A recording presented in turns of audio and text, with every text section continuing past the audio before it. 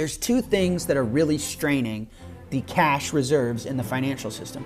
One is that the US government has now just resulted to T-bills. So these 1 to 3 month debt instruments, they're just puking them, constantly issuing these.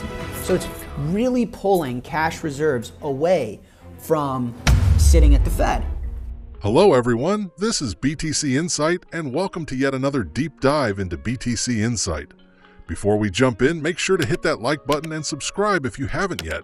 You won't want to miss this. Today's episode is called "The Plot is in the Plumbing. Bitcoin Can Smell the Printer." If you want one clear sentence to remember from Jack Mallers' argument, Bitcoin is not merely a speculative asset, it's a market-level sensor for the health of the monetary plumbing. In the next 15 minutes, I'll translate Jack's rapid-fire, slide-driven breakdown into a clear, expert narration you can use for a YouTube segment. What fiscal dominance means, why short-term treasury issuance and funding strains matter, how SOFR, IORB, and the Fed's standing repo facility fit together, and crucially, why Bitcoin is telling us something the headlines are missing. Title of today's show is "The Plot is in the Plumbing and Bitcoin Can Smell the Printer." Fiscal dominance continues to strengthen. It's becoming a serious problem. And as I've told you guys before, Bitcoin is a truth machine. It's telling you the realities of the world around you. Things like the US government, things like the stock market, things like the Federal Reserve. These things are distorting reality. They're manufacturing volatility to be down. They're engineering risk out of your life. They're not telling you the truth. They're not telling you what's real. Bitcoin is. It's in fact, I'd make the argument Bitcoin's the only free market we have left in the world. And so as the plot thickens, and the plot to me is in the plumbing, it's in the financial system, it's in the pipes, and the pipes are breaking. Seeing Bitcoin bounce around, seeing it react, seeing it move 5% up over the weekend as the US government seems to be coming back, and as Trump is introducing stimmies, brrr, you hear that? Shh, shh, shh. You hear that? That's the money printer. It's really interesting to see Bitcoin move. So first and foremost, for chapter 1 today, let's talk about fiscal dominance, when deficits set the monetary policy. For those that don't know, fiscal dominance is when, first of all, there's the US government, which is financed by the US Treasury. So, we've talked about Scott Besson, our boy Scotty B. Scotty B is effectively the CFO of the US government. He's in charge of financing what the U.S. government needs. The U.S. government needs military. U.S. government needs health and human services. It needs to pay interest on its debt. It has expenses. And it's Scotty B's job to make sure that those expenses are met. And they're met either with income and revenue, like tax receipts, or they're met through financing new debt and selling things like T-bills. Okay. Then you have the Federal Reserve. The Federal Reserve is supposed to be an independent central bank. The Federal Reserve is not supposed to be a part of the U.S. government. The Federal Reserve is supposed to be independent central bank, not political. Okay. Now, whether that's real or not, we all know that the Federal Reserve is highly political and they exist to perpetuate the regime that is the Pax Americana, the empire. But that aside, they're supposed to be two independent things. Now, the concept of fiscal dominance is when the needs of the US government and the needs of the Treasury and the needs of Scotty B to perpetuate all Trump's plans and all politicians' needs to get reelected, when those needs and desires outweigh and crowd out the quote-unquote independence of the Federal Reserve.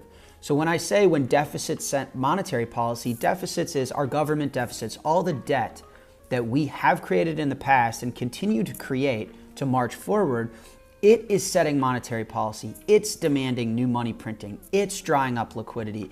And that is a very dangerous place for a government and a currency to be in. This is emerging market behavior. Okay, this is like Argentina. Okay, this is behavior where the government is so indebted, the only way out is to print a bunch of money. And that's what I mean by fiscal dominance. Okay, so first screenshot. I've been throwing these terms around, SOFR, IORB, there's all sorts of stuff. I had a thesis last week on the show that maybe the US government is purposefully shut down to dry up cash reserves in the financial system to force the Fed to do what the government needs them to do. That this would be an egregious manipulative form of fiscal dominance. I have an updated thought on that actually. And so I want to walk through in detail, relative detail, this isn't the show to get too tight. You're not going to get a PhD listening to me ramble, okay? So relative detail, but more detail than usual. So first and foremost, this is from the Federal Reserve Bank of New York website, okay, as you can see in the screenshot. And this is literally from their website, secured overnight financing rate. So when I say SOFR, that's it, SOFR, secured overnight financing rate. The secured overnight financing rate, SOFR, is a broad measure of the cost of borrowing cash overnight collateralized by Treasury securities. Okay, boom, simple. I'm not even going to read the rest. So it's the cost of borrowing cash, money, collateralized by, call it, U.S. Treasuries. Okay. Next, from the Fed's website again, what is IO, interest on reserves? The Federal Reserve pays interest on reserve balances. That is that IORB that I keep referencing. The Board of Governors has prescribed rules governing the payment of interest by Federal Reserve banks in Regulation D. So it's very simple. IORB is the interest you get for parking your cash at the Fed. Okay. SOFR is the cost of borrowing cash collateralized by Treasuries. Okay. Now, what's been happening recently that has all these economists up in arms and panicking is that SOFR, the rate for SOFR, so the rate to borrow cash collateralized by U.S. Treasury securities, has exceeded the interest on cash. Okay, that is a big deal because traditionally it's not supposed to work that way. It's intended to be the opposite. Okay, you do not want the cash reserves being lent out. The system is designed so that the interest on cash parked at the Fed pays you more than the secured overnight financing rate. Okay.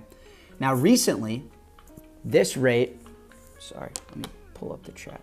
Recently, this rate has done the opposite. You can see here, this is, so it's sitting, it's typically, I don't want to say there's a target because there's not actually a real target, but generally in a healthy market, it's about 10 basis points below. So you can see here, this 0.1. This is a healthy market. We're seeing January, well, relative. January 2022 through 2023, and then you can see some unhealthiness at the end of last year, and it started to get a little volatile. It started to spike a bit, and now it's really gone vertical very, very recently. And if I go to the next slide here, this happened in 2019. So last show, I referenced that this type of imbalance, and I know it might not make sense now. Just let me get through these slides. I'm reading some of the chat. This imbalance happened in 2019, right before COVID. Now, not the exact same, not SOFR over the interest on cash, but the same practice is that cash reserves got very, very scarce. The Fed implemented something called their standing repo facility to basically fix this problem going forward. The main technical claim is that we are moving into or already experiencing fiscal dominance.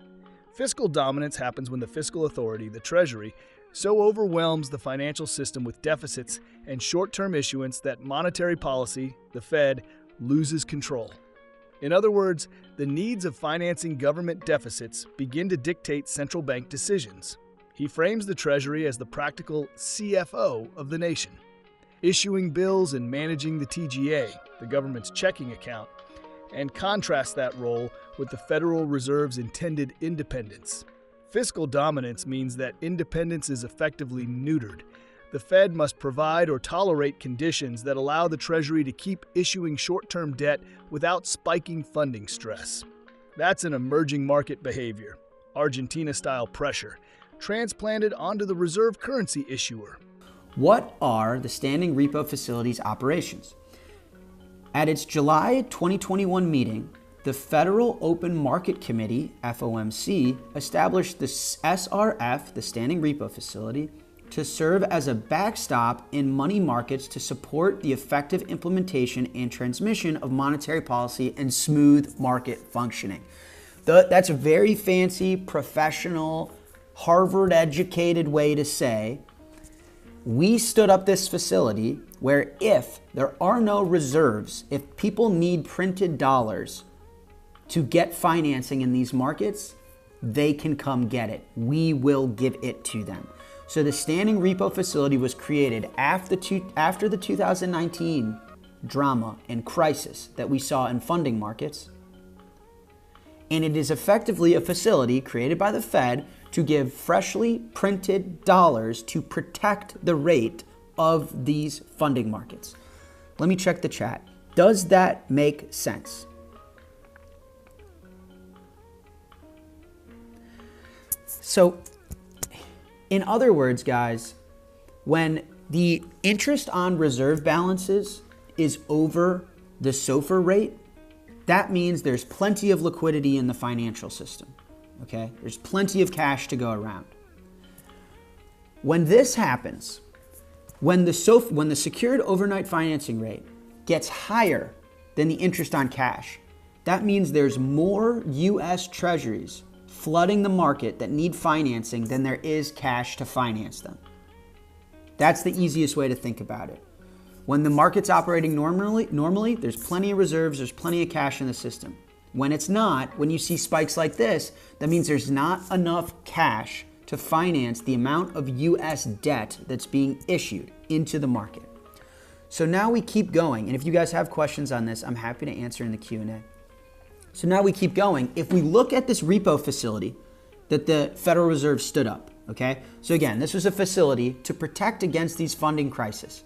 When the market gets super illiquid, there's not enough cash reserves to finance the government. Guys, what's a U.S. Treasury? A U.S. Treasury is you're lending to the U.S. government. Scotty B is issuing these things and raising money to continue to fund the U.S. government because the U.S. government runs about a $2 trillion annualized deficit a year. As the world reserve currency issuer, it's implied you have to run these massive deficits. So when we look at how active the standing repo facility has been, this will tell us how much newly printed money these market participants needed to continue to fund the government. If you look on Halloween night, it was tapped for $50 billion. And you can see relative to other nights and other days, now, hopefully and traditionally, it's never tapped at all. You don't need newly printed money to sustain and finance new T-bill issuance, new U.S. debt. But the reason everyone was up in arms about this, including myself, is because you can start to see the system falling apart. You can start to see there's scarcity in reserves within the financial system. There's not enough cash. And the thing that people don't actually understand is that it's T-bills. It's the U.S. government that is issuing these short duration debt instruments. That's the reason there's not enough cash. If the U.S. government finances itself with 10-year treasuries, so they're borrowing money and they don't need to refinance or owe it back for 10 years, for 30 years. That's a lot easier on Scott Bessent and the U.S. Treasury. They don't have to constantly be raising money, refinancing it, rolling it over. When they're raising T-bills, so all of the U.S. government debt issuance since like halfway through Biden's term with Janet Yellen and now in the first year of Trump's term with Scott Bessent, they keep going to the front end of the curve. What that means is they're not doing 30 years or 10 years or even 2 years. They're doing like 1 to 3 months. Like what Tether buys? Tether is buying T-bills. So yes, they are buying U.S. debt. They're buying very short duration. That puts a lot of pressure on the U.S. government, particularly Scott Bessent, to be able to finance all of this. And so you're flooding the market with new T-bill issuance. When you have so much T-bill issuance flooding and hitting the market, it pulls all the cash out of the system, right? So think about it. All of our bank deposits, money market funds, endowments, these are the predominant lenders to the U.S. government. They're buying these instruments. If Scott Bessent, instead of issuing like one load of 10 years and not having to worry about it for a while, he's constantly issuing these T-bills, these shorter instruments. And so, and sorry if I'm over-explaining to those that know this, but when you ramp up that way, you need a lot more cash liquidity to finance the U.S. government. Now, if the U.S. government could lend at 10 years, it would. But no one's buying that dog shit. Nobody's buying that dog shit. And so the way they kind of kick the can down the road is they say, okay, well, you lend to us for 1 to 3 months. We understand that no one wants counterparty risk with the U.S. government. We're $37 trillion in debt. There's inflation on the horizon. There's all sorts of problems. No one wants a relationship with us for 10 years as a counterpart. Will you take 1 to 3 months? And someone like Tether says, yeah, I'll take 1 to 3 months. That's virtually risk-free. I mean, at the end of the day, you're at least going to give me new printed dollars. You can't default. And if I have to take future inflation risk for 1 to 3 months, for 30 to 90 days, that's reasonable, right? And so that's what's drawing all of the liquidity out of the financial system. And you see the results of this when you see that SOFR starts to exceed the interest on reserves at the Fed. And when you see the standing repo facility get tapped for $50 billion, this is $50 billion printed US currency to protect this market and prevent it from exploding and causing a financial crisis, okay? And so I showed the screenshot last week. I'm gonna show it again. Joseph Wang, the Fed will need to expand its balance sheet by several hundred billion a year and may start in December to head off year-end funding pressures. A structurally rising TGA, an insatiable demand for repo financing leave them little choice. So last week, my idea was, and it's not mine to own, by the way, like guys like Luke Roman, there's a lot of people that have these ideas, which is, well, hold on a second. There's two things that are really straining the cash reserves in the financial system. One is that the US government has now just resulted to T-bills. So these 1 to 3 month debt instruments, they're just puking them, constantly issuing these. So it's really pulling cash reserves away from sitting at the Fed, okay? The other is that the government's been shut down. The government's been shut down. The TGA, the Treasury General's account, so think of it like the US government's checking account. So the account that Scott Bessent manages to finance the United States, it's been frozen because the United States hasn't been turned on. Someone unplugged the government. And so the TGA has reached $1 trillion worth of balance. And so when you see Bitcoin chopping around, going down a little bit, guys, again, it's telling us something. Think of Bitcoin's price. Don't be mad at it. Don't get emotional about it. Think of it like a truth machine. It's speaking to you. When Bitcoin's going down, what it was telling us is there's not enough liquidity in the financial system. Jack's tone grows alarmed at times because these plumbing problems are systemic. When short-term funding markets seize, the cost of carrying risk explodes, margin calls cascade, and central counterparties must be protected. The Fed's interventions can calm markets, but at the cost of inflating the Fed's balance sheet and further muddying the signals policymakers rely on. That's it for today's look into BTC Insight.